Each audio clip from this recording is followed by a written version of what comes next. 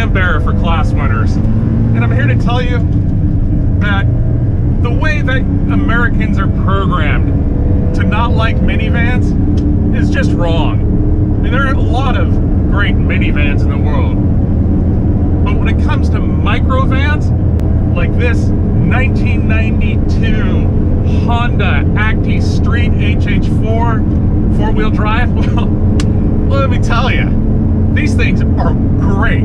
They're so much fun. There's a great history for K utility vehicles in Japan that really started right after World War II to try to get its farmers and commerce and people back on the roads. And by the 1990s, there were a number of major manufacturers who were producing both a pickup and on the same platform, a van. Now, of the big players, there's no doubt that Suzuki is one of the largest players with their Carry pickup truck and the Every van, which is essentially just a van on this pickup truck platform. Now, in a Suzuki, it's more of a cab-over design. The engine is pretty much right under your butt, under the seats. And with Daihatsu, with their Hi-Jet and their Arai, it's pretty similar.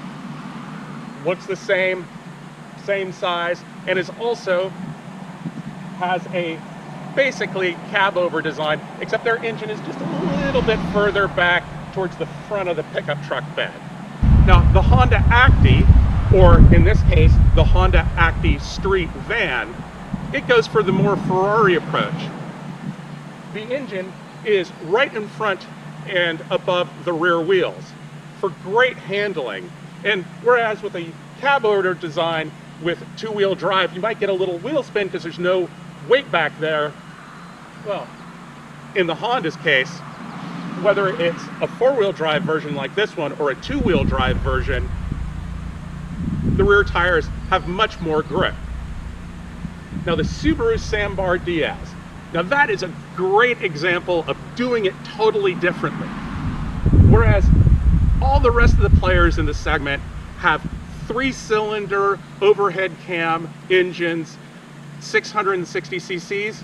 Well, it's also 660 cc's, but they use the Clover four-cylinder engine, VW Porsche style, rear engine, right behind the rear bumper. Around town, a Honda Acty Street is just a joy to drive. All the controls are very ergonomic, fall to the hand, clutch pickup right where it should be. The gear shift, you don't have trouble finding gears. Now let's talk about hill climbing power. We're in second gear and we're going up a hill that in a diesel Land Rover, I had to put it in first gear, and we're in second gear and accelerating. Not bad for a sub 40 horsepower vehicle. The key is that there's really lightweight in these K utilities. In van form with four-wheel drive, it's about 1,850 pounds. I mean, that's 200 pounds or more or less than a CRX. Let's talk braking.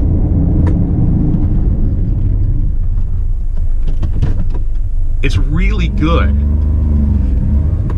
If you actually look at the brakes, you've got teacup, saucer-sized rotors in front and essentially cereal bowl brake drums in the rear. But again, this thing doesn't weigh anything. So pedal effort is light and you'll come to a stop really quickly. We have to broach the subject of top speed. Now, in HH4, or the four-wheel drive specification, Honda rates the top speed at 64 miles an hour. In rear-wheel drive HH3 vans, the top speed is listed at 74 miles an hour. Can you take them on the highway? Yeah, you can. but they're not great long distance tours if you're going to be between 65 and 70 mile an hour zones. So we're in fifth gear right now. We're going, well, we're just about hitting 60, and we're about 5,500 RPMs. It redlines at 7,500, so yeah, you can do it. But really, this is better for rural highways, 50 mile an hour highways, 50 to 55. 60 is pushing it just a little. One of my favorite things about these utility vans is that they just serve so much utility. In the Honda here, you can actually seat 5, although there aren't any seat belts back here, so you probably would want to put them in if you were going to have passengers frequently. But if you want to actually carry something in back while carrying people, there's room. I mean, actually a lot of room. But if you want to take it camping, it may only be under 10 feet 10 inches long. But there's a lot of space in here. If you don't believe me, just watch this.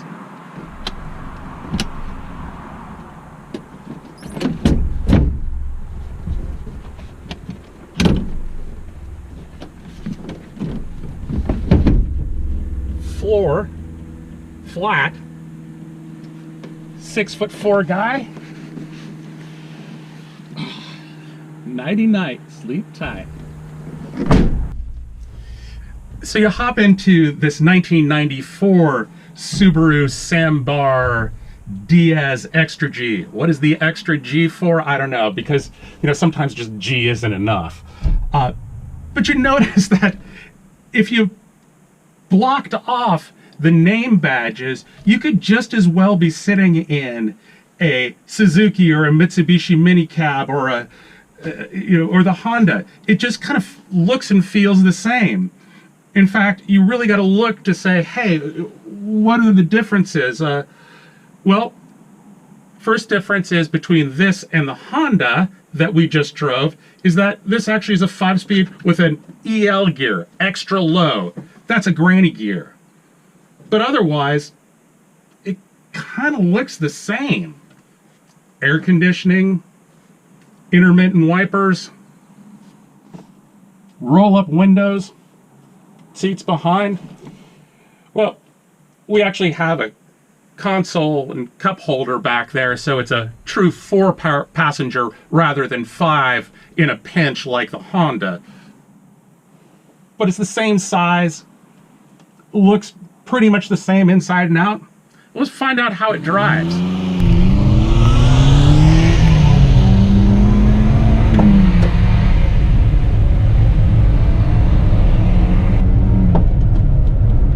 Now, in terms of sound, it's a little bit quieter in here than it is in the Honda.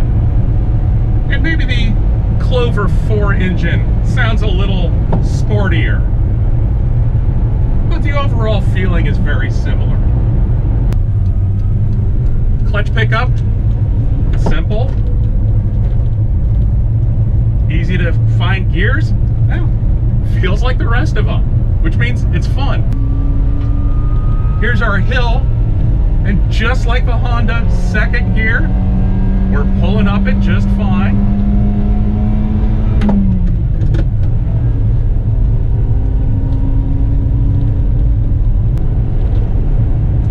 Comes to handling, there's not much difference between the Honda and the Subaru.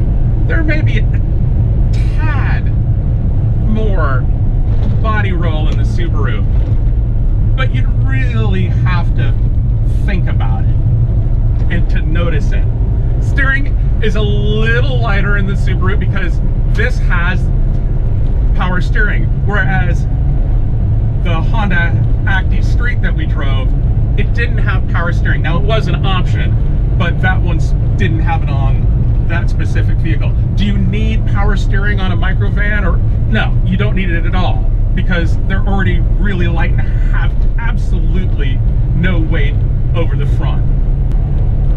Now, let's try the braking just like we did in the Honda. And just like in the Honda, wow, it stops as quickly as you need it to stop.